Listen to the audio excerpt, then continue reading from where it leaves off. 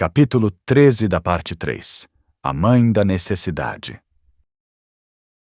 Em 3 de julho de 1908, arqueólogos que faziam escavações no local do antigo Palácio Minoico de Festus, na ilha de Creta, encontraram por acaso um dos objetos mais notáveis da história da tecnologia. À primeira vista não era muito atraente. Apenas um disco pequeno, plano, sem pintura, de argila cozida em alta temperatura, com cerca de 16 centímetros de diâmetro. Neste momento, uma imagem do disco de Festus está sendo mostrada na tela do seu dispositivo.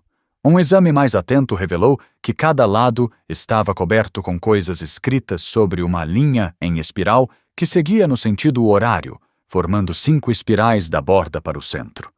Os 241 sinais ou letras estavam nitidamente distribuídos por linhas verticais gravadas em grupos de vários sinais, possivelmente formando palavras. O autor deve ter planejado e executado o disco com cuidado, para começar escrevendo a partir da borda e preencher todo o espaço disponível ao longo da linha em espiral, e sem deixar espaços à medida que chegava ao centro do disco. Desde que foi descoberto, o disco representou um mistério para os historiadores da escrita. O número de sinais distintos, 45, leva a crer que se trata de um silabário em vez de um alfabeto, ainda indecifrado, e as formas dos sinais são diferentes das de qualquer outro sistema de escrita conhecido. Nenhum outro fragmento dessa escrita estranha apareceu nos 89 anos que passaram desde a sua descoberta. Assim, até hoje não se sabe se ele representa uma escrita nativa de Creta ou se foi importada por Creta. Para os historiadores da tecnologia, o disco de Festus é ainda mais intrigante. A data estimada de 1700 a.C. faz dele, sem dúvida, o documento impresso mais antigo do mundo. Em vez de serem gravados à mão, como todos os textos cretenses posteriores nas escritas linear A e linear B, os sinais do disco foram gravados na argila temperada, depois cozida por carimbos que tinham um sinal em baixo relevo. O impressor, evidentemente, dispunha de um conjunto de pelo menos 45 carimbos, um para cada sinal gravado no disco. Fazer esses carimbos deve ter sido muito trabalhoso, e eles certamente não foram preparados apenas para imprimir este único documento. Presume-se que quem os usava escrevia muito. O dono desses carimbos podia fazer cópias de modo muito mais rápido e mais nítido com eles do que se tivesse escrito cada um dos sinais complicados de cada vez. O disco de Festus antecipa as tentativas seguintes de impressão feitas pela humanidade, que também utilizaram tipos ou blocos, mas os aplicaram com tinta ao papel, e não ao barro sem tinta. No entanto, essas tentativas só ocorreram 2.500 anos depois na China e 3.100 anos depois na Europa medieval. Por que a antiga técnica de impressão do disco não foi amplamente adotada em Creta ou em algum outro lugar no antigo Mediterrâneo? Por que seu método de impressão foi inventado por volta de 1700 a.C. em Creta e não em algum outro momento na Mesopotâmia, no México ou em qualquer outro antigo centro de escrita? Por que então foram necessários milhares de anos para que se juntassem as ideias da tinta e da prensa e se chegasse a uma impressora? Assim, o disco constitui um desafio ameaçador para os historiadores. Se as invenções são tão idiosincráticas e imprevisíveis como o disco parece sugerir, a intenção de generalizar sobre a história da tecnologia pode estar condenada desde o início. A tecnologia, na forma de armas e transporte, proporciona os meios diretos pelos quais certos povos ampliaram seus reinos e conquistaram outros povos. Isso faz dela a causa principal do padrão mais geral da história. Mas por que foram os eurasianos e não os ameríndios ou africanos subsaarianos, os inventores das armas de fogo, das embarcações que atravessavam os oceanos e dos equipamentos de aço? As diferenças se estendem a outros avanços tecnológicos significativos, das prensas ao vidro e aos motores a vapor. Por que todas essas invenções foram eurasianas? Porque todos os Pápuas e os nativos australianos ainda estavam usando em 1800 instrumentos de pedra como aqueles que haviam sido descartados milhares de anos antes na Eurásia e em boa parte da África, apesar de algumas das reservas de cobre e ferro mais ricas do mundo estarem na Nova Guiné e na Austrália, respectivamente. Todos esses fatos explicam por que tantos leigos supõem que os eurasianos são superiores a outros povos em inventividade e inteligência. Por outro lado, se não há diferenças neurobiológicas entre os seres humanos que sejam responsáveis pelas diferenças continentais no desenvolvimento tecnológico, o que as explica?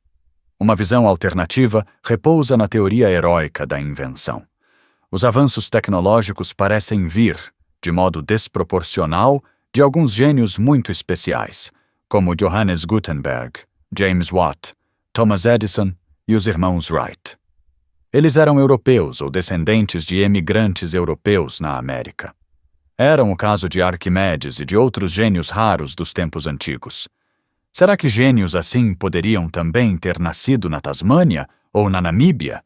Será que a história da tecnologia não depende de nada, além da casualidade dos locais de nascimento de alguns inventores? Mas uma visão alternativa sustenta que não é uma questão de inventividade individual, mas da receptividade de sociedades inteiras à inovação. Algumas sociedades parecem ser irremediavelmente conservadoras, voltadas para si mesmas e hostis à mudança. Essa é a impressão de muitos ocidentais que tentaram ajudar os povos do terceiro mundo e acabaram desistindo. As pessoas parecem perfeitamente inteligentes como indivíduos. O problema parece, em vez disso, estar nas sociedades delas. De que outra maneira seria possível explicar por que os aborígenes do Nordeste da Austrália não adotaram os arcos e as flechas que eles viram sendo usados por habitantes do Estreito de Torres com quem comerciavam? Será que as sociedades de um continente inteiro podiam ser não receptivas, explicando assim o ritmo lento de seu desenvolvimento tecnológico? Neste capítulo trataremos finalmente de um problema fundamental neste livro. A questão de saber por que a tecnologia se desenvolveu em ritmos tão diferentes nos vários continentes. O ponto de partida da nossa discussão é a ideia comum expressa no ditado: a necessidade é a mãe da invenção. Ou seja, as invenções supostamente surgem quando uma sociedade tem uma necessidade não atendida. Certa tecnologia é vista como insatisfatória ou limitada. Os possíveis inventores, motivados pela perspectiva de ganhar dinheiro ou fama, percebem a necessidade e tentam preenchê-la. Algum inventor chega finalmente a uma solução superior à tecnologia insatisfatória existente.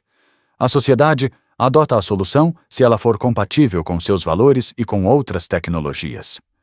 Várias invenções encaixam-se nesta sensata visão da necessidade como a mãe da invenção.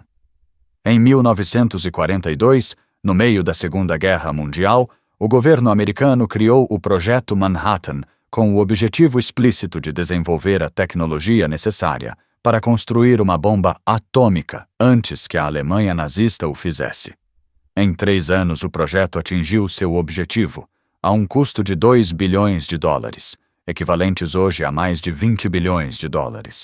Outros exemplos são o descaroçador de algodão, inventado por Eli Whitney em 1794 para substituir a trabalhosa limpeza do algodão cultivado no sul dos Estados Unidos, e a máquina a vapor, concebida por James Watt em 1769, para solucionar o problema de bombear a água para fora das minas de carvão britânicas. Esses exemplos famosos nos levam erroneamente a presumir que outras invenções importantes também foram respostas a necessidades percebidas.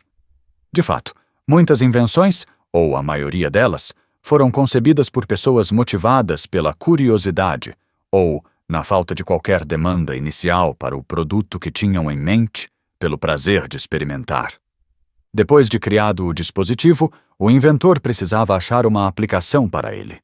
Só depois que estivesse em uso durante um bom tempo, os consumidores passavam a achar que precisavam daquilo. Contudo, outros dispositivos inventados com um objetivo acabavam sendo úteis para outros fins não previstos. Pode ser uma surpresa descobrir que essas invenções que procuravam uma utilização incluem a maioria das grandes inovações tecnológicas dos tempos modernos e vão do avião e do automóvel, passando pelo motor de combustão interna e a lâmpada elétrica incandescente, ao fonógrafo e ao transistor. Assim, a invenção é quase sempre a mãe da necessidade, e não o contrário.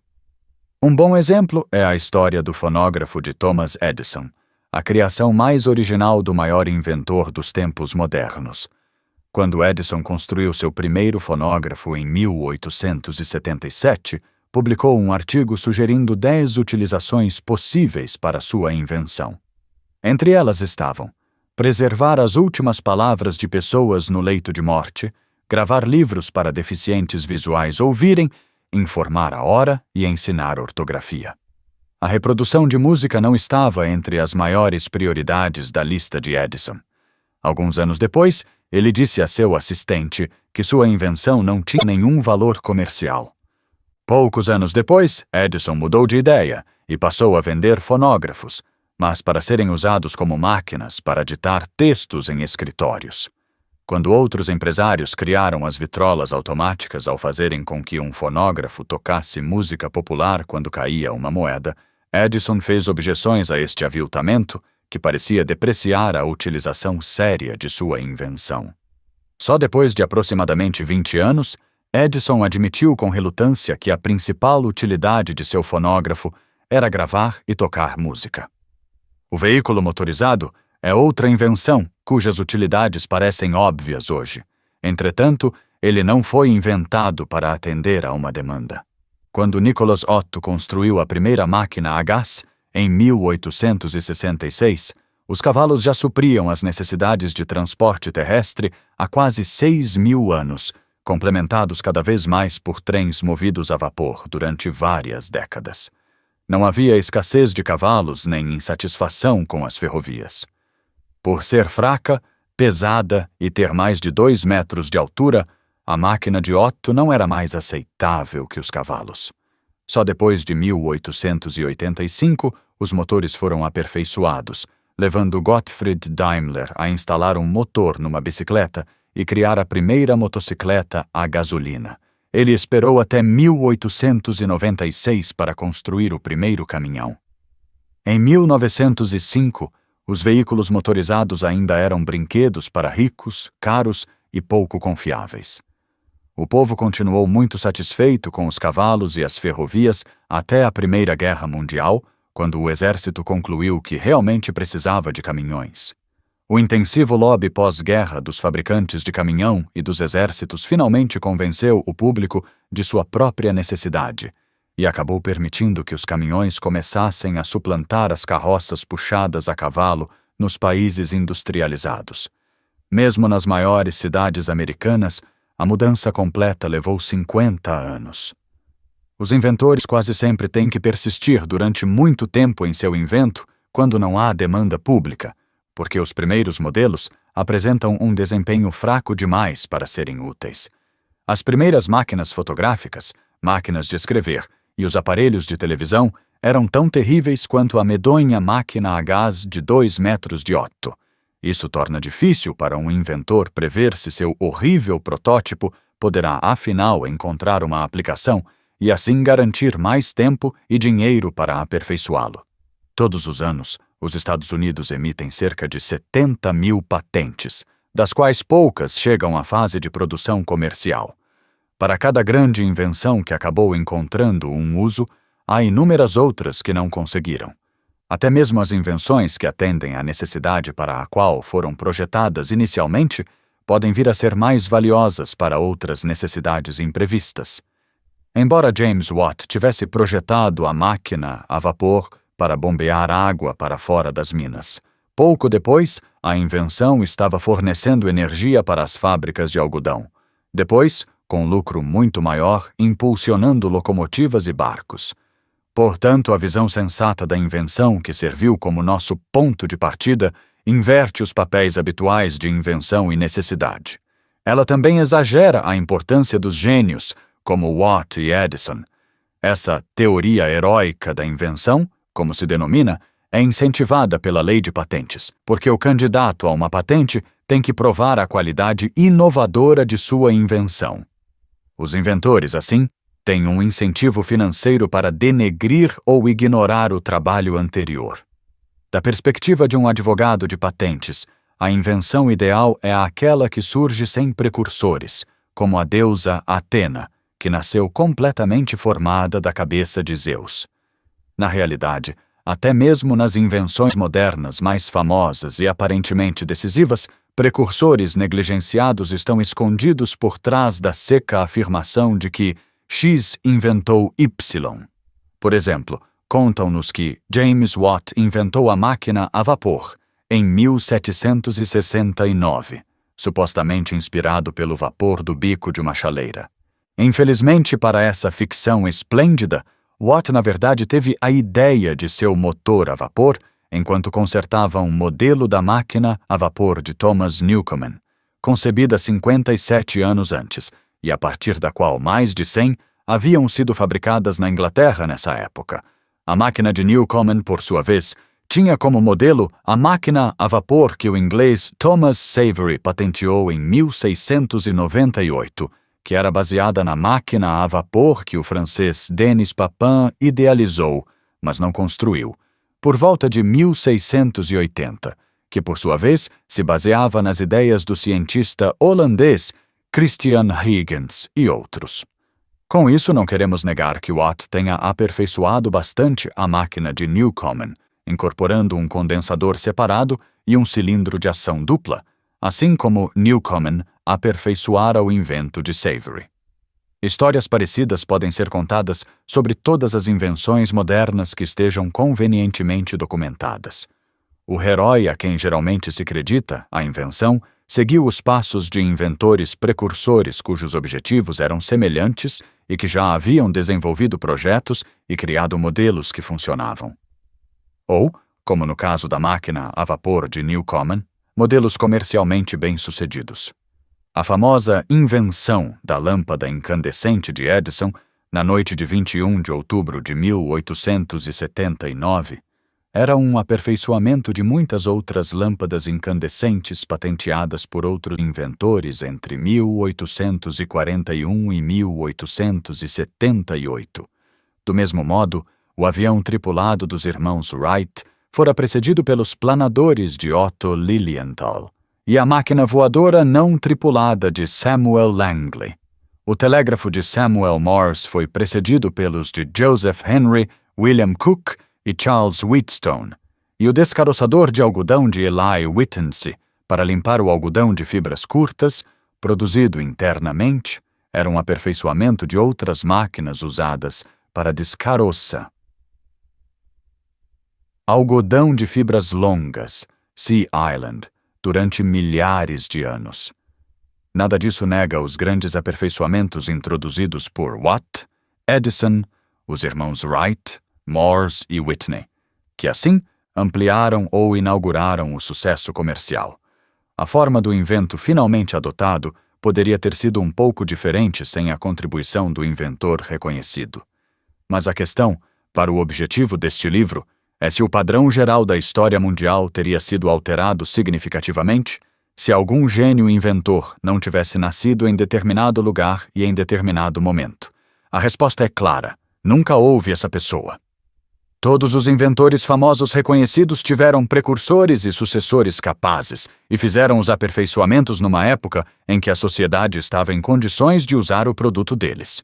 Como veremos, o azar do herói que idealizou os carimbos usados para gravar o disco de Festus foi que ele inventou algo que a sociedade da época não podia utilizar em grande escala. Meus exemplos até agora foram extraídos da moderna tecnologia, porque suas histórias são bem conhecidas. Minhas duas principais conclusões são que a tecnologia evolui de modo cumulativo, não em atos heróicos isolados, e que a descoberta da maioria das utilidades de uma invenção é feita depois, e não antes, para satisfazer uma necessidade prevista. Essas conclusões certamente aplicam-se com muito mais força à história não documentada da tecnologia antiga. Quando os caçadores-coletores da era glacial notaram resíduos de areia queimada e calcário nos fornos, Eles não podiam prever a extensa e acidental série de descobertas que resultou nas primeiras janelas de vidro romanas por volta do ano 1, por meio dos primeiros objetos vitrificados em 4000 a.C., os primeiros objetos de vidro separados no Egito e na Mesopotâmia em 2500 a.C., e os primeiros vasos de vidro, por volta de 1500 a.C. Não sabemos nada sobre a maneira como essas primeiras superfícies vítreas conhecidas foram desenvolvidas.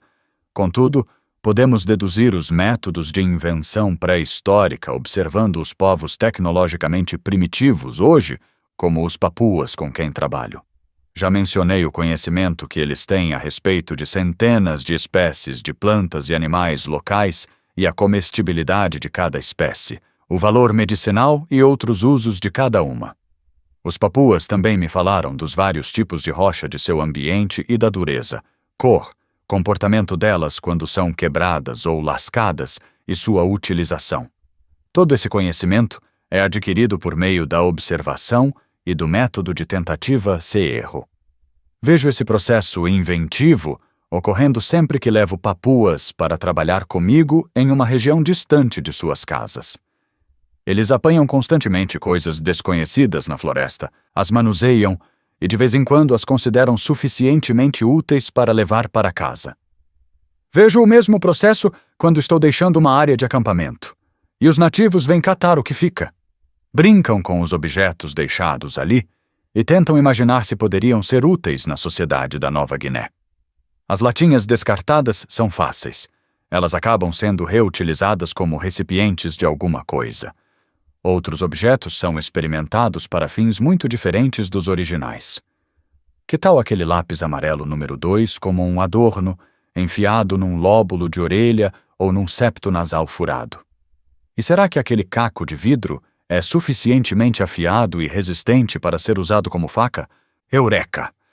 As substâncias brutas disponíveis para os povos antigos eram materiais naturais, como pedra, madeira, ossos, peles, fibra, argila, areia, calcário e minerais, todos em grande variedade.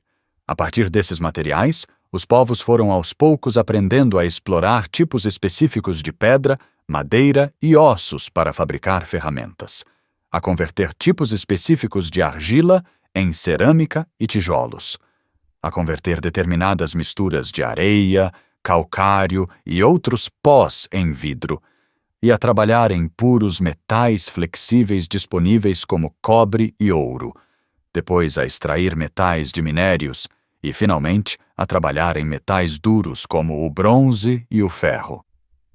Encontramos uma boa ilustração das histórias de tentativa e erro no desenvolvimento da pólvora e da gasolina a partir das matérias-primas. Os produtos naturais combustíveis são inevitavelmente notados, como quando uma tora resinosa explode na fogueira de um acampamento. Por volta de 2000 a.C., os mesopotâmicos estavam extraindo toneladas de petróleo pelo aquecimento de xisto betuminoso. Os antigos gregos descobriram os empregos de várias misturas de petróleo, piche, resinas, enxofre e cal virgem como armas incendiárias, lançadas por catapultas, flechas, bombas incendiárias e navios.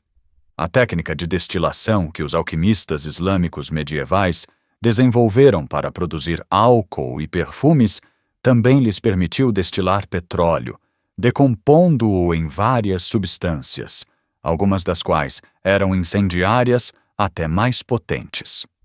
Lançadas em granadas, foguetes e torpedos, essas substâncias incendiárias exerceram um papel fundamental na derrota dos cruzados para o Islã. Nessa época, os chineses haviam observado que uma determinada mistura de enxofre, carvão e salitre, que ficou conhecida como pólvora, era especialmente explosiva. Um tratado de química islâmico de aproximadamente 1100 descreve 7 receitas de pólvora, enquanto outro tratado, de 1280, dá mais de 70 receitas cujos resultados foram satisfatórios para diversos fins, uns para foguetes, outros para canhões.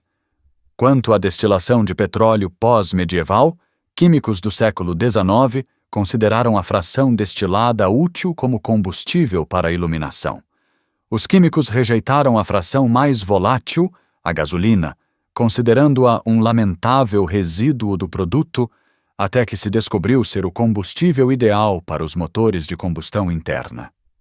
Quem hoje se lembra que a gasolina, o combustível da civilização moderna, surgiu como mais uma invenção em busca de uma aplicação? Depois que um inventor descobre um uso para uma tecnologia nova, o passo seguinte é convencer a sociedade a adotá-la. O simples fato de ter um dispositivo maior, mais rápido, mais poderoso para fazer algo não é garantia de pronta aceitação. Inúmeras tecnologias deixaram de ser adotadas, ou só o foram depois de longa resistência. Entre os exemplos notórios estão a rejeição do Congresso americano ao pedido de verba para financiar o desenvolvimento de um transporte supersônico em 1971, a permanente rejeição do mundo a um teclado de máquina de escrever eficaz e a longa relutância da Inglaterra em adotar a luz elétrica. O que faz uma sociedade aceitar um invento? Vamos começar comparando a receptividade de diversas invenções dentro da mesma sociedade. Pelo menos 4 fatores influenciam a aceitação. O primeiro fator, e o mais óbvio, é a vantagem econômica relativa em comparação com a tecnologia existente. Embora as rodas sejam muito úteis nas sociedades industriais modernas, elas não o foram em algumas sociedades. Os antigos mexicanos nativos inventaram veículos que tinham rodas com eixos para serem usados como brinquedos, mas não como transporte. Isso nos parece incrível, até lembrarmos que os antigos mexicanos não dispunham de animais domésticos para atrelar aos veículos com rodas, que, portanto, não ofereciam vantagem alguma sobre os carregadores humanos. É preciso considerar também o valor social e o prestígio, que podem se sobrepor ao benefício econômico, ou à falta dele. Milhões de pessoas hoje compram calças jeans de grife pelo dobro do preço das comuns igualmente duráveis, porque o selo social da etiqueta do estilista é mais importante que o custo extra. Do mesmo modo, o Japão continua usando seu complicado sistema de escrita kanji em lugar de alfabetos eficientes ou de seu próprio silabário kana, porque o prestígio inerente ao kanji é imenso. Outro fator ainda é a compatibilidade com o capital investido.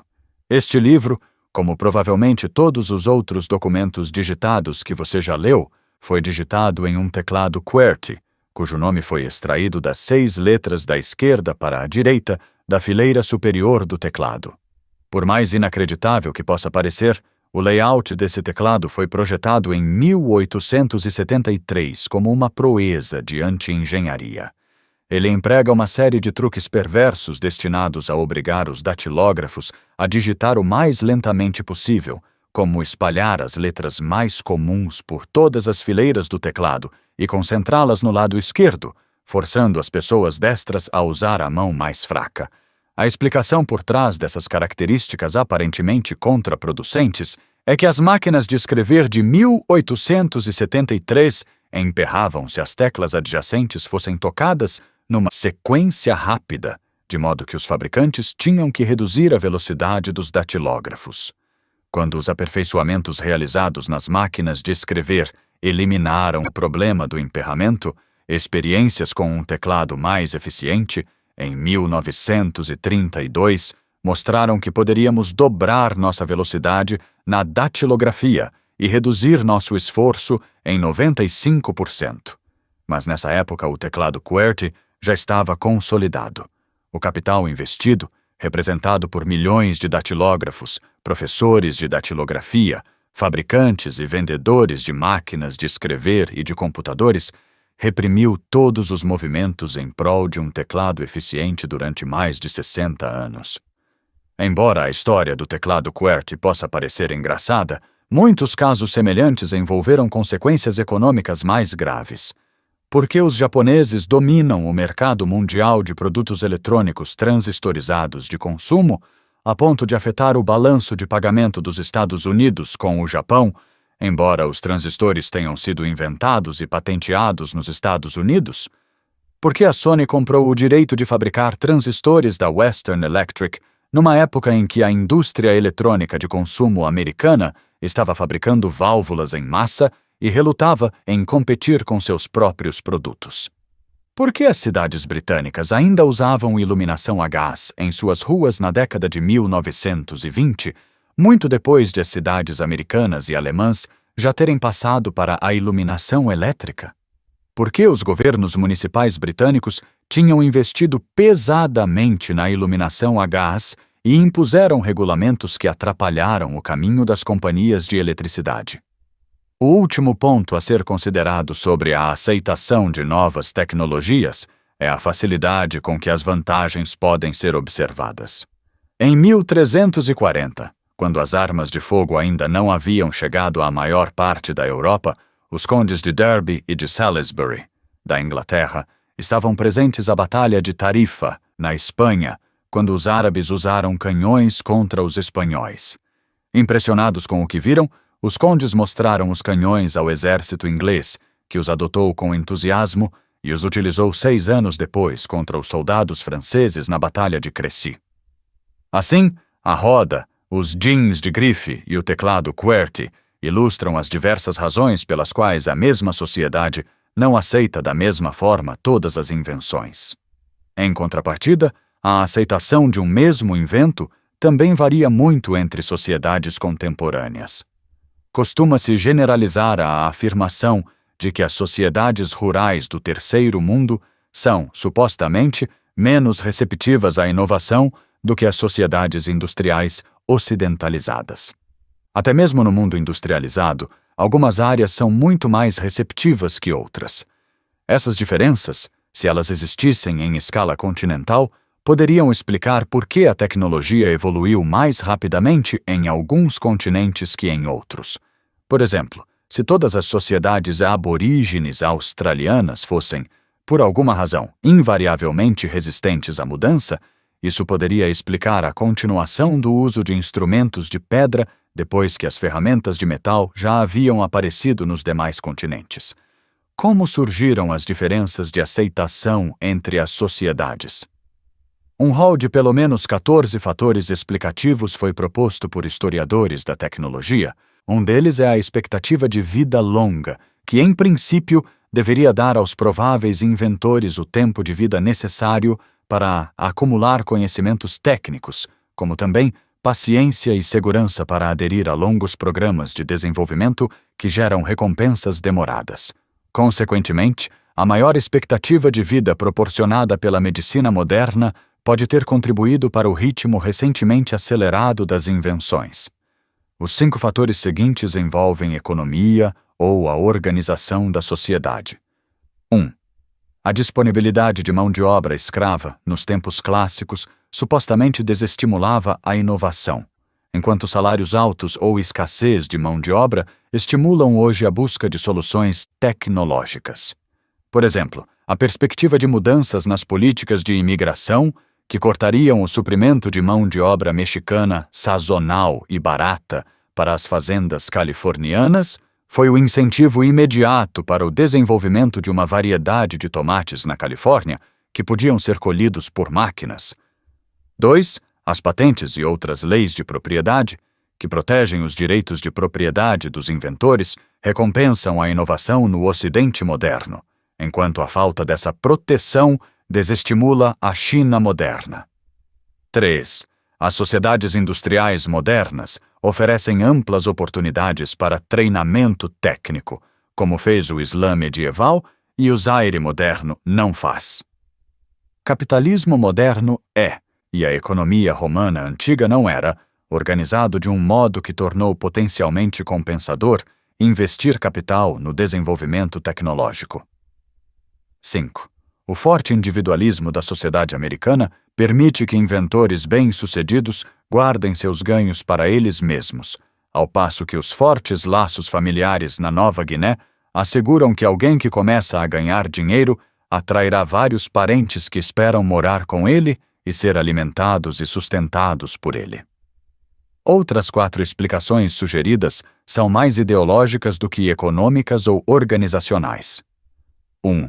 Disposição para correr riscos essencial para as tentativas de inovação, mais generalizada em algumas sociedades do que em outras.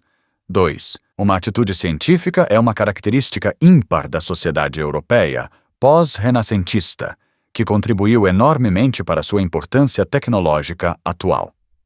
3. A tolerância para com opiniões diferentes e heréticas estimula a inovação, ao passo que uma perspectiva fortemente tradicional, como a ênfase da China nos clássicos chineses, a sufoca.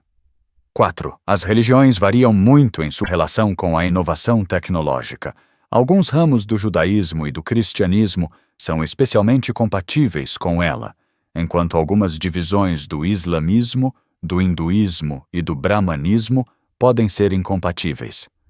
Todas essas 10 hipóteses são plausíveis, mas nenhuma delas está necessariamente ligada à geografia. Se os direitos de patente, o capitalismo e certas religiões promovem a tecnologia, o que determinou esses fatores na Europa pós-medieval, mas não na China ou na Índia contemporâneas? Pelo menos a direção em que esses 10 fatores influenciam a tecnologia parece clara. Os 4 fatores restantes, guerra, governo centralizado, clima e abundância de recursos, parecem agir de modo incoerente. Às vezes eles estimulam a tecnologia, às vezes a inibem. 1. Ao longo de história, a guerra foi frequentemente um importante motivador da inovação tecnológica. Os enormes investimentos feitos, por exemplo, em armas nucleares durante a Segunda Guerra Mundial e em aviões e caminhões durante a Primeira Guerra, abriram campos inteiramente novos de tecnologia. Mas as guerras também podem provocar retrocessos arrasadores no desenvolvimento tecnológico. 2. Um governo centralizado forte impulsionou a tecnologia no final do século XIX na Alemanha e no Japão, e a reprimiu na China depois de 1500. Muitos europeus do norte supõem que a tecnologia prospera em um clima rigoroso, em que a sobrevivência é impossível sem a tecnologia, e murcha em um clima ameno, em que as roupas são desnecessárias e as bananas supostamente caem das árvores. Uma opinião oposta é que os ambientes favoráveis deixam as pessoas livres da luta constante pela existência, livres para se dedicarem à inovação. 4. Também foi discutido se a tecnologia é estimulada pela abundância ou pela escassez de recursos ambientais.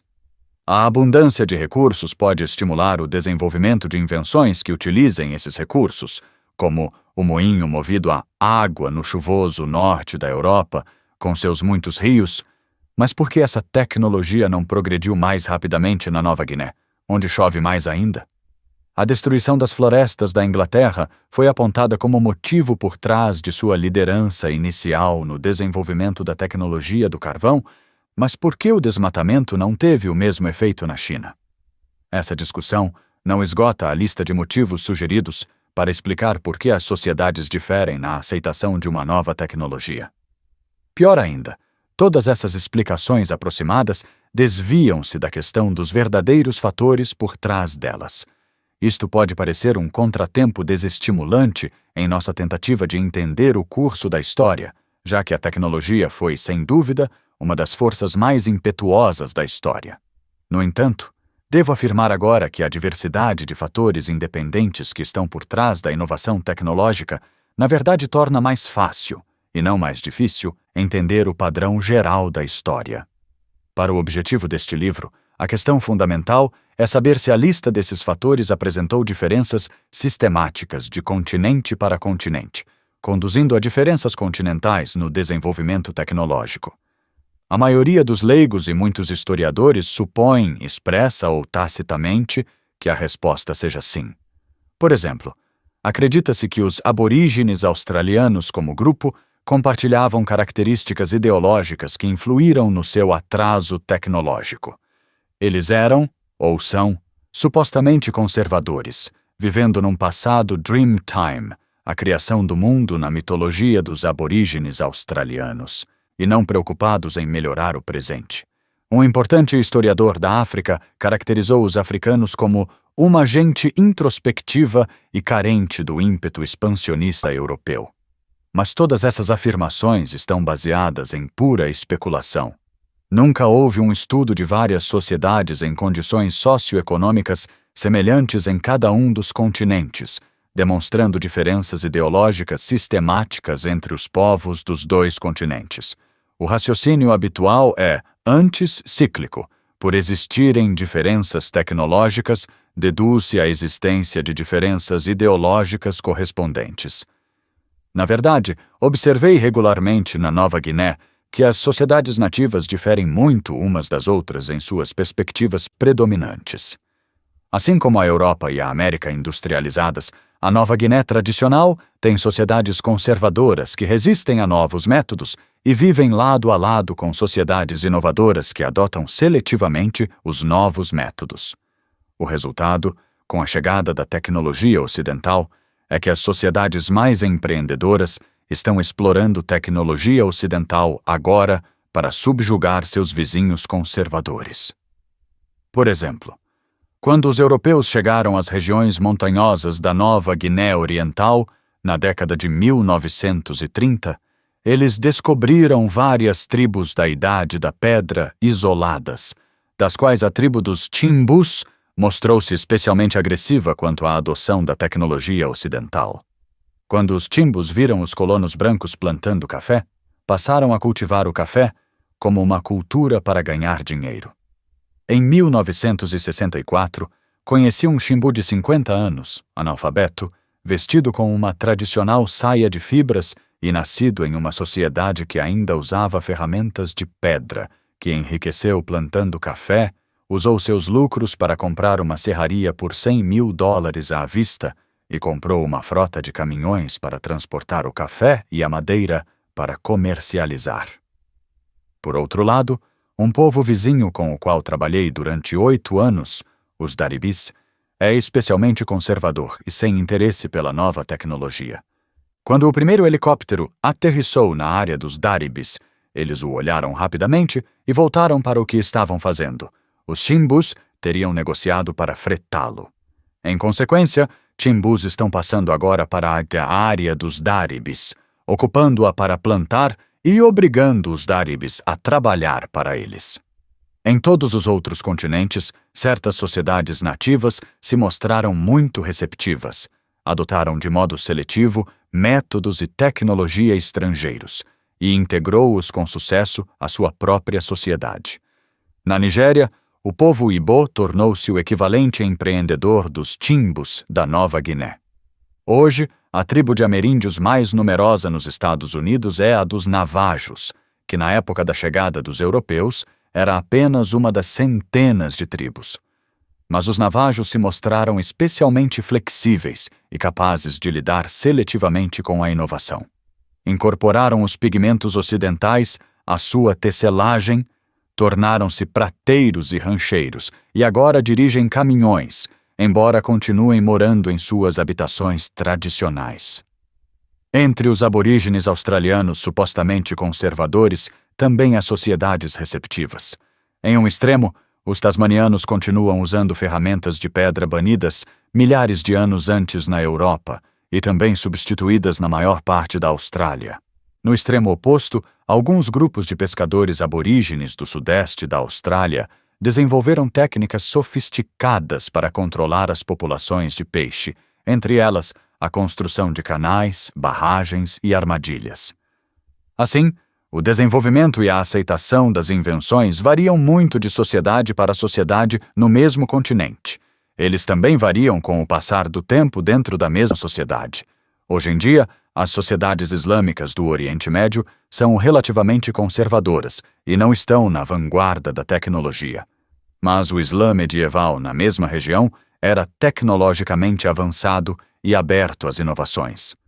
Alcançou taxas de alfabetização bem mais altas que a Europa na mesma época. Assimilou o legado da civilização grega clássica a tal ponto que só conhecemos muitos livros gregos clássicos por meio de exemplares árabes. Inventou ou aperfeiçoou moinhos, a trigonometria e as velas latinas, fez progressos importantes na metalurgia, na engenharia mecânica e química e nos métodos de irrigação, e adotou o papel e a pólvora oriundos da China e os difundiu para a Europa. Na Idade Média, o fluxo de tecnologia era principalmente do Islã para a Europa, e não da Europa para o Islã, como é hoje. Só depois de 1500 a direção do fluxo começou a inverter-se. A inovação na China também variou nitidamente com o tempo. Até por volta de 1450, a China era tecnologicamente muito mais inovadora e avançada que a Europa, mais até do que o Islã medieval.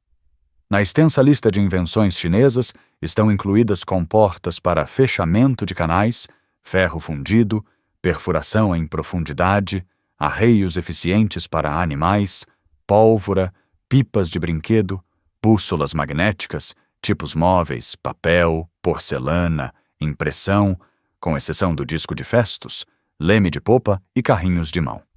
Depois, a China deixou de ser inovadora, por razões que abordaremos no epílogo. Em contrapartida, consideramos a Europa Ocidental e as sociedades norte-americanas, que dela derivaram líderes do mundo moderno em matéria de inovação tecnológica, mas a tecnologia era menos avançada na Europa Ocidental do que em qualquer outra área civilizada do Velho Mundo até o fim da Idade Média. Não é verdade, portanto, que existam continentes cujas sociedades tenderam a ser inovadoras e continentes cujas sociedades tenderam a ser conservadoras. Em qualquer época, em qualquer continente, existem sociedades inovadoras e sociedades conservadoras. Além disso, a receptividade à inovação varia com o tempo na mesma região. Refletindo melhor, essas conclusões são justamente o que se esperaria se a capacidade inovadora de uma sociedade fosse determinada por muitos fatores independentes. Sem um conhecimento detalhado de todos esses fatores, a capacidade inovadora é imprevisível. Consequentemente, os cientistas sociais continuam discutindo as razões específicas pelas quais a receptividade mudou no Islã, na China e na Europa, e por que os chimbos, ibos e navajos eram mais receptivos à nova tecnologia do que seus vizinhos. Para o estudioso dos padrões históricos gerais, entretanto, não importam as razões específicas em cada um desses casos. Os vários fatores que influem na capacidade inovadora tornam a tarefa do historiador paradoxalmente mais fácil, transformando a variação social da capacidade de inovação em uma variável essencialmente aleatória. Isso significa que sobre uma área suficientemente grande, como um continente inteiro, em um determinado momento, alguma parcela das sociedades tem a probabilidade de ser inovadora. De onde vêm de fato as inovações? Em todas as sociedades, exceto algumas passadas que eram completamente isoladas, boa parte da nova tecnologia, ou a maior parte, não é inventada localmente, mas emprestada de outras sociedades. A importância relativa da invenção local e do empréstimo depende principalmente de dois fatores: a facilidade de invenção da tecnologia específica e a proximidade de determinada sociedade com as outras sociedades. Algumas invenções surgiram diretamente da manipulação de matérias-primas naturais.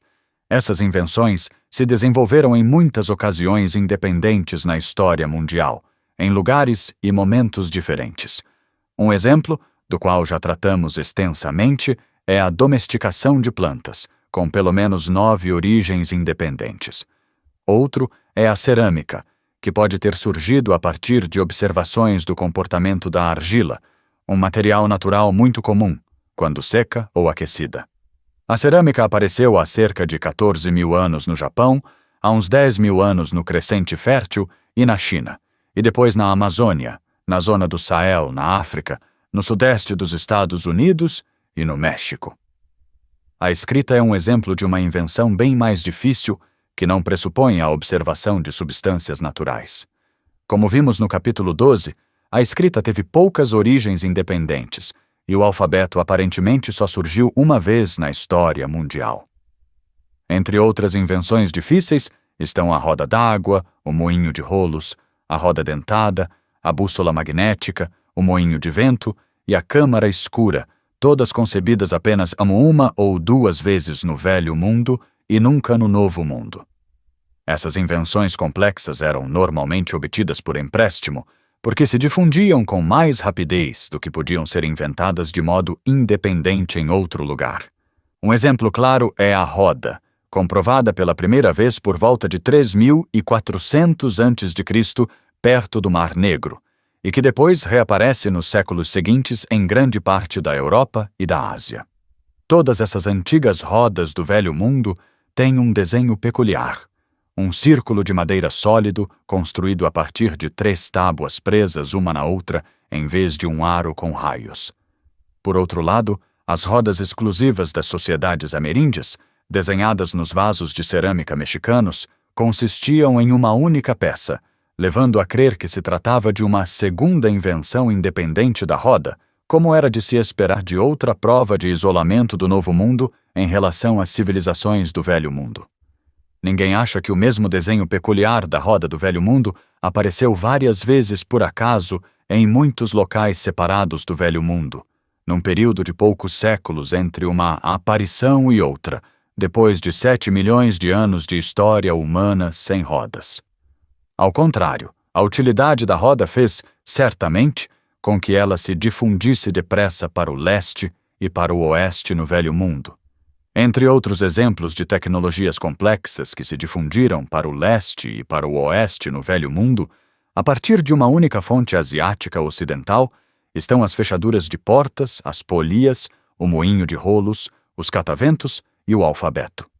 Um exemplo de difusão tecnológica do Novo Mundo é a metalurgia, que propagou-se dos Andes para a Mesoamérica pelo Panamá.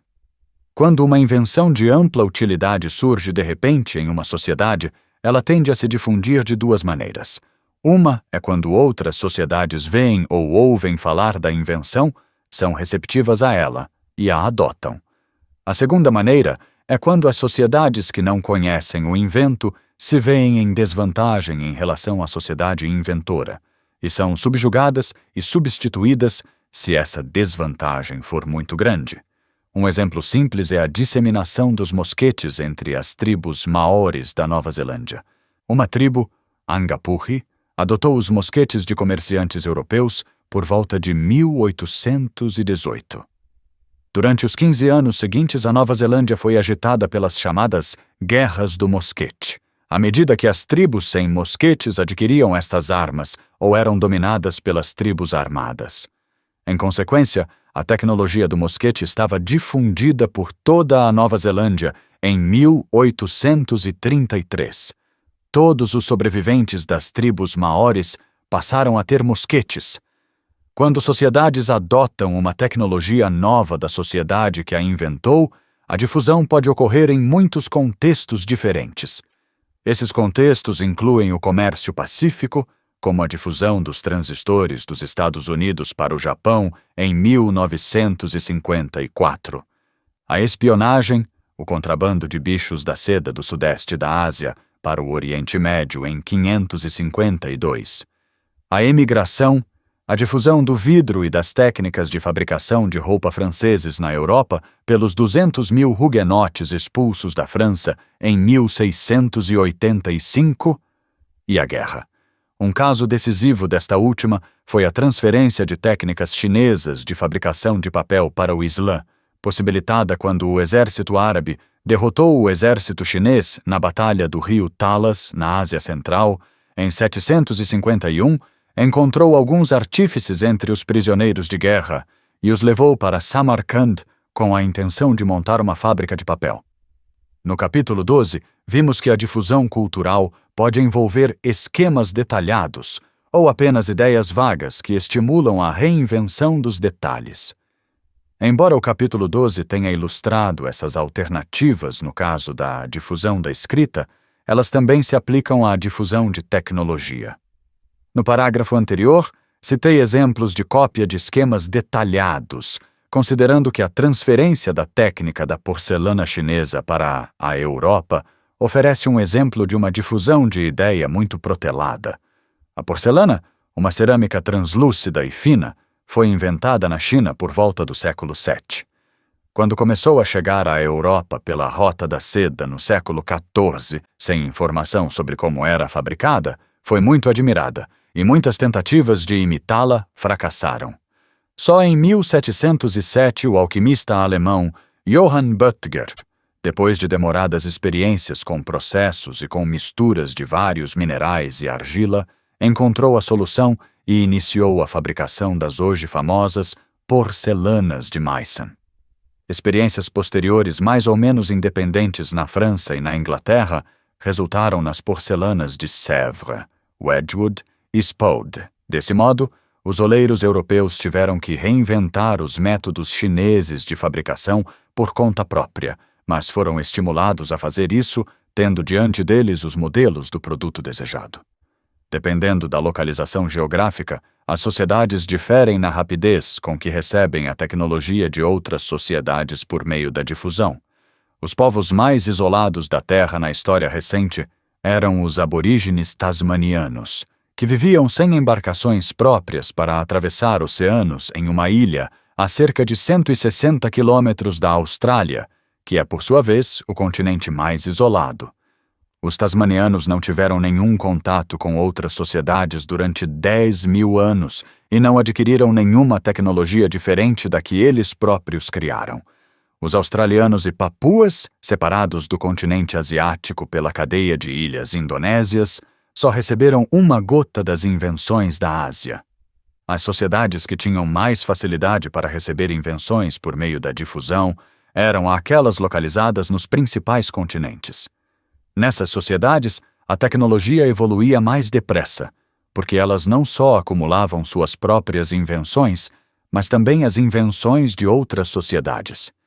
O Islã medieval, por exemplo, localizado no centro da Eurásia, absorveu invenções da Índia e da China e herdou a cultura grega antiga. A importância da difusão e da localização geográfica para torná-la possível é bem ilustrada por alguns casos, em outras circunstâncias incompreensíveis, de sociedades que abandonaram tecnologias poderosas. Em geral, presumimos que as tecnologias úteis, uma vez adquiridas, persistem inevitavelmente até serem substituídas por outras melhores. Na realidade, as tecnologias não só devem ser adquiridas, mas também mantidas, e isso também depende de muitos fatores imprevisíveis. Qualquer sociedade passa por movimentos sociais ou por modismos, nos quais coisas economicamente inúteis passam a ser valorizadas ou coisas úteis perdem temporariamente seu valor. Hoje em dia, quando quase todas as sociedades na Terra estão conectadas umas às outras, não conseguimos imaginar que um modismo avance tanto a ponto de uma tecnologia importante ser realmente descartada. Uma sociedade que desse as costas temporariamente a uma tecnologia poderosa continuaria a vê-la utilizada pelas sociedades vizinhas e teria a oportunidade de readquiri-la por difusão, ou seria conquistada pelos vizinhos se não fizesse isso. Mas esses modismos podem perdurar em sociedades isoladas. Um exemplo famoso envolve o abandono das armas pelo Japão. As armas de fogo chegaram ao Japão em 1543, quando 2 aventureiros portugueses armados com arcabuzes, arma primitiva, chegaram em um cargueiro chinês. Os japoneses ficaram tão impressionados com a nova arma que deram início a uma produção local, aperfeiçoaram bastante a tecnologia e, por volta de 1600, já possuíram armas melhores e em maior quantidade do que qualquer outro país do mundo. Mas havia também fatores agindo contra a aceitação de armas de fogo no Japão. O país tinha uma numerosa classe de guerreiros, os samurais, para quem as espadas eram símbolo de status e consideradas obras de arte, e meio de dominação das classes sociais inferiores. A guerra japonesa anterior envolvia combates isolados entre samurais, que ficavam ao ar livre, faziam discursos rituais e se orgulhavam de lutar elegantemente. Esse comportamento tornou-se fatal na presença de soldados camponeses que atiravam deselegantemente com suas armas. Além disso, as armas eram uma invenção estrangeira e passaram a ser menosprezadas, como ocorreu com outras coisas estrangeiras no Japão depois de 1600. O governo controlado pelos samurais começou a limitar a produção de armas a algumas cidades. Depois passou a exigir uma licença do governo para a fabricação de armas. Depois emitiu licenças apenas para armas fabricadas para o governo e finalmente reduziu as encomendas de armas para o governo, até que o Japão ficou novamente quase desprovido de armas funcionais. Entre os governantes europeus da época, também havia alguns que rejeitaram as armas e tentaram restringir sua disponibilidade. Mas essas medidas jamais foram adiante na Europa, onde qualquer país que renunciasse temporariamente às armas de fogo era logo invadido por países vizinhos armados. O Japão só conseguiu escapar impune de sua rejeição à nova e poderosa tecnologia militar porque era uma ilha populosa e isolada. Sua segurança no isolamento terminou em 1853, quando a visita da frota americana do Comodoro Perry, apinhada de canhões, convenceu o Japão da necessidade de retomar a fabricação de armas. Essa rejeição e o abandono pela China de embarcações transatlânticas, assim como dos relógios mecânicos e das máquinas de fiar movidas à água, são exemplos históricos famosos de retrocessos tecnológicos em sociedades isoladas ou semi-isoladas. Outros desses retrocessos ocorreram nos tempos pré-históricos. O caso extremo é o dos aborígenes tasmanianos que abandonaram até as ferramentas feitas de osso e a pesca para se tornarem a sociedade com a tecnologia mais simples do mundo moderno. Os aborígenes australianos podem ter adotado e depois abandonado os arcos e as flechas. Os habitantes do Estreito de Torres abandonaram as canoas, enquanto os habitantes de Gaua as abandonaram e depois passaram a usá-las novamente. A cerâmica foi abandonada em toda a Polinésia. A maioria dos polinésios e muitos melanésios deixaram de usar arcos e flechas na guerra. Os esquimós polares perderam o arco e a flecha e o caiaque, enquanto os esquimós de Dorset perderam o arco e a flecha, a broca de arco e os cães. Esses exemplos, a princípio tão estranhos para nós, ilustram bem os papéis da geografia e da difusão na história da tecnologia. Sem a difusão, menos tecnologias novas são adotadas e mais tecnologias existentes são perdidas. Como tecnologia gera mais tecnologia, a importância da difusão de uma invenção possivelmente ultrapassa a importância da invenção original. A história da tecnologia exemplifica o que é chamado de processo autocatalítico. Isto é, um processo que avança a uma velocidade que aumenta com o tempo, porque ele se catalisa. A explosão da tecnologia desde a Revolução Industrial nos impressiona hoje, mas a explosão medieval foi igualmente impressionante, comparada à da Idade do Bronze, que, por sua vez, ultrapassou a do Paleolítico Superior. Uma razão pela qual a tecnologia tende a se catalisar é que os avanços dependem da solução prévia de problemas mais simples. Os agricultores da Idade de Pedra, por exemplo, não se ocuparam diretamente da extração e da metalurgia do ferro, que requer fornos de alta temperatura. Ao contrário, a metalurgia de minério de ferro desenvolveu-se a partir de milhares de anos de experiência humana com o afloramento natural de metais puros e maleáveis que podiam ser moldados sem a ação do calor, cobre e ouro. Ela também originou-se dos milhares de anos de desenvolvimento de fornos simples para a fabricação de cerâmica e depois para extrair minério de cobre e liga metálica de cobre, bronze, que não exigem altas temperaturas, como o ferro. No Crescente Fértil e na China, objetos de ferro só se tornaram comuns depois de cerca de 2.000 anos de experiência com a metalurgia do bronze. As sociedades do Novo Mundo mal haviam começado a fabricar artefatos de bronze e nem haviam começado ainda a fazer objetos de ferro quando a chegada dos europeus interrompeu a trajetória independente do Novo Mundo. A outra explicação importante da autocatálise é que novas tecnologias e novos materiais possibilitam a geração de outras tecnologias novas pelo processo de recombinação. Por exemplo, por que a impressão difundiu-se de modo explosivo na Europa medieval depois que Gutenberg imprimiu sua Bíblia em 1455, mas não depois que um impressor desconhecido gravou o disco de Festus em 1700 a.C.? Em parte porque os impressores europeus medievais conseguiram combinar 6 avanços tecnológicos, a maioria deles inacessível à pessoa que fez o disco de Festus. Desses avanços, o papel, o tipo móvel, a metalurgia, as prensas, as tintas e os sistemas de escrita, o papel e o tipo móvel chegaram à Europa pela China. Os tipos feitos de metal criados por Gutenberg para superar o problema potencialmente fatal do tamanho desigual dos tipos dependia de muitos avanços na metalurgia, do aço para as punções, das ligas de latão ou de bronze, depois substituídas pelas de aço, para as matrizes, chumbo para os moldes e uma liga de chumbo estanho antimônio para fundir os tipos. A prensa de Gutenberg derivara das prensas comuns, utilizadas para a fabricação de vinho e azeite, enquanto a tinta à base de óleo era um aperfeiçoamento das tintas existentes. As escritas alfabéticas que a Europa medieval herdou de 3 milênios de evolução do alfabeto prestavam-se à impressão com o tipo móvel, porque só algumas formas de letras precisavam ser fundidas, em vez dos milhares de sinais necessários para a escrita chinesa. Em todos os 6 aspectos, o autor do Disco de Festus contava com técnicas muito menos eficazes para combinar em um sistema de impressão do que Gutenberg. O disco era de argila, um material muito mais encorpado e mais pesado que o papel. As técnicas de metalurgia, as tintas de impressão e as prensas da Creta de 1700 a.C.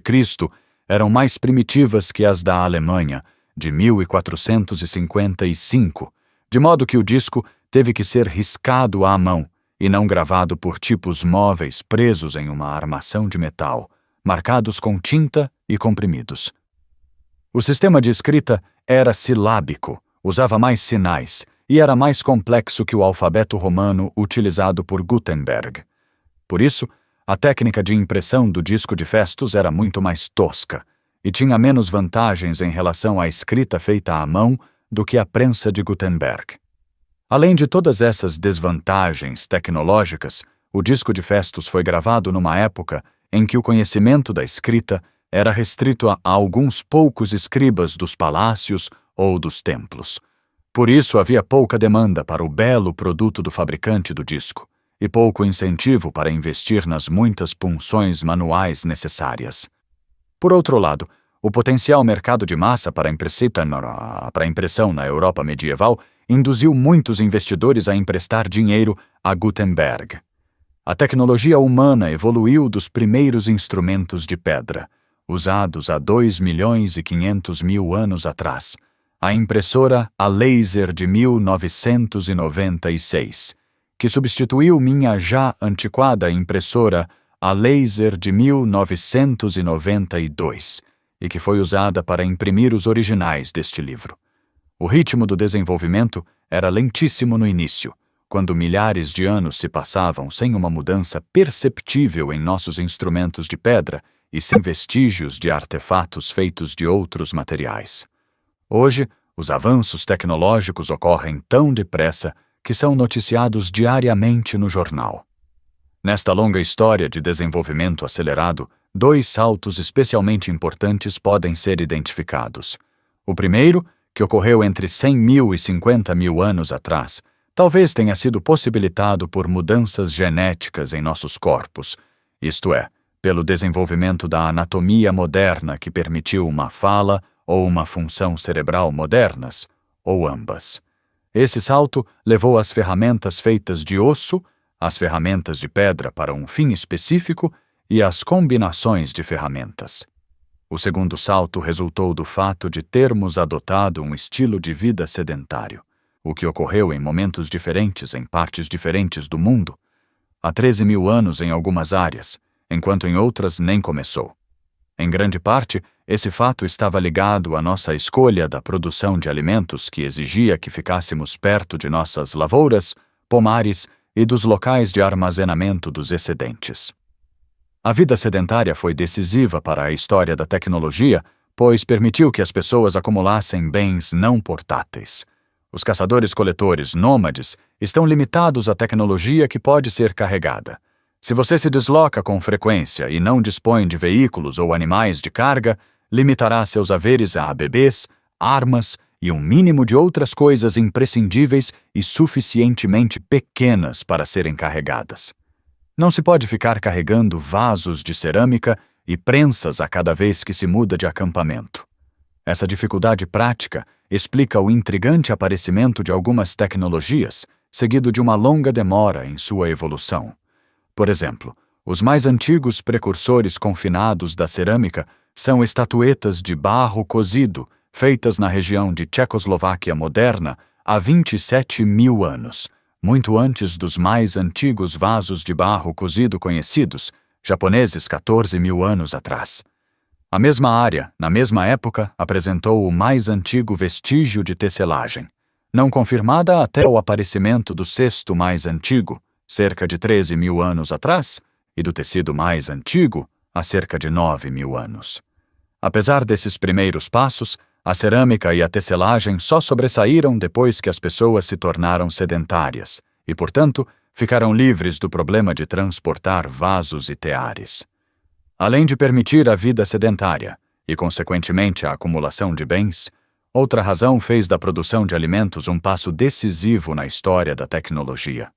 Foi possível, pela primeira vez na evolução humana, desenvolver sociedades economicamente especializadas, constituídas de especialistas não produtores de alimentos e sustentados por camponeses produtores de alimentos.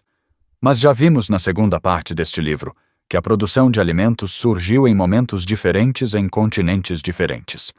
Como vimos neste capítulo, a tecnologia local depende para sua origem e sua manutenção não só da invenção local, mas também da difusão da tecnologia de outro lugar.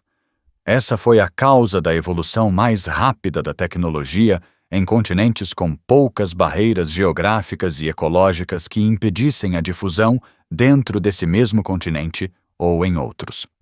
Finalmente, cada sociedade em um continente representa mais uma oportunidade para a invenção e a adoção de uma tecnologia, porque a capacidade de inovação das sociedades varia muito por muitas razões distintas. Consequentemente, se todas as outras coisas forem iguais, a tecnologia se desenvolve mais rapidamente em grandes regiões produtivas e populosas, muitos inventores potenciais e muitas sociedades rivais. Vamos agora resumir como as variações nesses três fatores, data de início da produção de alimentos, obstáculos à difusão e tamanho da população humana, acarretaram as diferenças intercontinentais observadas na evolução da tecnologia. A Eurásia, incluindo o norte da África, é a maior massa de terra do mundo, abrangendo o maior número de sociedades rivais. Também era a massa de terra que continha os dois centros onde a produção de alimentos começou mais cedo, o Crescente Fértil e a China. Seu eixo principal leste-oeste permitiu que muitas invenções adotadas em uma parte da Eurásia se difundissem relativamente depressa para sociedades localizadas em latitudes e climas semelhantes aos seus em outros pontos da Eurásia. Sua amplitude ao longo de seu eixo secundário, norte-sul, contrasta com a estreiteza do continente americano no Istmo do Panamá. Não possui as barreiras ecológicas que atravessam os principais eixos das Américas e da África. Assim, as barreiras geográficas e ecológicas que dificultam a difusão da tecnologia eram menos acentuadas na Eurásia do que em outros continentes. Graças a todos esses fatores, a Eurásia foi o continente no qual a tecnologia começou sua aceleração pós-pleistocênica e que resultou na maior acumulação regional de tecnologias. As Américas do Sul e do Norte são convencionalmente vistas como continentes separados, mas elas estiveram ligadas durante milhões de anos, mostram problemas históricos semelhantes e podem ser consideradas em conjunto para efeito de comparação com a Eurásia. As Américas formam a segunda maior massa de terra, significativamente menor que a Eurásia. Contudo, elas são fragmentadas pela geografia e pela ecologia. O Istmo do Panamá, com apenas 64 quilômetros de largura, quase divide geograficamente as Américas, como o fazem ecologicamente as florestas tropicais do Istmo de Darién e o deserto mexicano ao norte. Este deserto separou as sociedades humanas adiantadas da Mesoamérica daquelas da América do Norte, enquanto o Istmo separou as sociedades adiantadas da Mesoamérica daquelas dos Andes e da Amazônia. Além do mais, o eixo principal das Américas é norte-sul, forçando a difusão a ir contra um gradiente de latitude e clima, em vez de operar dentro da mesma latitude. Por exemplo, a roda foi inventada na Mesoamérica e a lhama foi domesticada na região central dos Andes por volta de 3.000 a.C.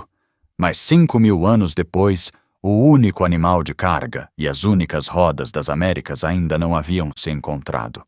Embora a distância que separava as sociedades maias da Mesoamérica da fronteira norte do Império Inca, cerca de 1.900 quilômetros, fosse bem menor que os quase 10.000 quilômetros que separavam a roda do cavalo compartilhados pela França e a China. Esses fatores parecem explicar o atraso tecnológico da América em relação à Eurásia. A África subsaariana é a terceira maior massa de terra, consideravelmente menor que as Américas. Ao longo de boa parte da história humana, ela era muito mais acessível à Eurásia do que às Américas. Mas o deserto saariano ainda é uma importante barreira ecológica que separa a África subsaariana da Eurásia e do norte da África. O eixo norte-sul da África representou mais um obstáculo à difusão da tecnologia, tanto entre a Eurásia e a África subsaariana, como dentro da própria região subsaariana. Como ilustração deste último obstáculo, a cerâmica e a metalurgia surgiram ou chegaram à zona do Sahel na África subsaariana, norte do Equador, pelo menos na mesma época em que chegaram à Europa Ocidental. Entretanto, a cerâmica só chegou ao extremo sul da África por volta do ano 1, e a metalurgia ainda não havia se difundido por terra para o extremo sul na época em que lá chegou da Europa em navios. Finalmente, a Austrália é o menor continente. Pouca chuva e produtividade muito baixa na maior parte da Austrália a tornam ainda menor em relação à sua capacidade de sustentar populações humanas. A Austrália também é o continente mais isolado, e a produção de alimentos nunca surgiu na Austrália de modo autóctone. A combinação desses fatores fez da Austrália o único continente desprovido de artefatos de metal nos tempos modernos. A tabela 13.1 traduz esses fatores em números, comparando as áreas e as populações humanas atuais dos continentes. Não se sabe o tamanho das populações dos continentes 10.000 anos atrás, pouco antes do início da produção de alimentos, mas seguramente estavam na mesma sequência, já que muitas das áreas que hoje mais produzem alimentos também teriam sido áreas produtivas para os caçadores-coletores 10.000 anos atrás. As diferenças em termos populacionais são gritantes. A população da Eurásia, incluindo o norte da África, é quase 6 vezes maior que a das Américas, quase 8 vezes maior que a da África e 230 vezes maior que a da Austrália. Populações maiores significam mais inventores e mais sociedades rivais. A tabela 13.1 por si só é muito útil para explicar a origem das armas e do aço na Eurásia. Todos esses efeitos que as diferenças continentais em área, população, facilidade de difusão e início da produção de alimentos tiveram no progresso da tecnologia intensificaram-se, porque a tecnologia se catalisa. A considerável superioridade inicial da Eurásia traduziu-se, assim, em uma fortíssima liderança a partir de 1492, por causa da geografia característica da Eurásia e não de um intelecto humano peculiar. Os papuas que eu conheço têm Edisons potenciais. Mas eles dirigiram sua engenhosidade para a solução de problemas tecnológicos inerentes às situações deles, os problemas de sobreviver sem artigos importados nas selvas da Nova Guiné, e não o problema de inventar fonógrafos. Intensificaram-se, porque a tecnologia se catalisa. A considerável superioridade inicial da Eurásia traduziu-se, assim, em uma fortíssima liderança a partir de 1492, por causa da geografia característica da Eurásia e não de um intelecto humano peculiar. Os papuas que eu conheço têm Edisons potenciais. Mas eles dirigiram sua engenhosidade para a solução de problemas tecnológicos inerentes às situações deles, os problemas de sobreviver sem artigos importados nas selvas da Nova Guiné, e não o problema de inventar fonógrafos. Chegamos ao final de mais um episódio do audiolivro Armas, Germes e Aço de Jared Diamond. No próximo, nos encontraremos novamente com outros excelentes capítulos que continuam lançando luz sobre os caminhos da história humana. Este projeto só existe graças a muito esforço e também a ferramentas que não são gratuitas. O Eleven Labs é pago, o CapCut é pago, o ChatGPT, que me ajuda na revisão e estruturação dos textos, também é pago. Nada disso seria possível sem esses recursos, e é por isso que o seu apoio é tão importante. Se você acredita nesse trabalho, considere apoiar. Os links do Apoia-se e do Pix estão na descrição e nos comentários. Qualquer valor já ajuda a manter tudo de pé e garante que novos audiolivros como este continuem chegando até você. Inscreva-se no canal, ative as notificações e deixe seu like. Isso também faz uma enorme diferença. Este audiolivro foi produzido pelo canal O Tradutor, por aquele que ainda resiste aos ditames dos grandes sapiens.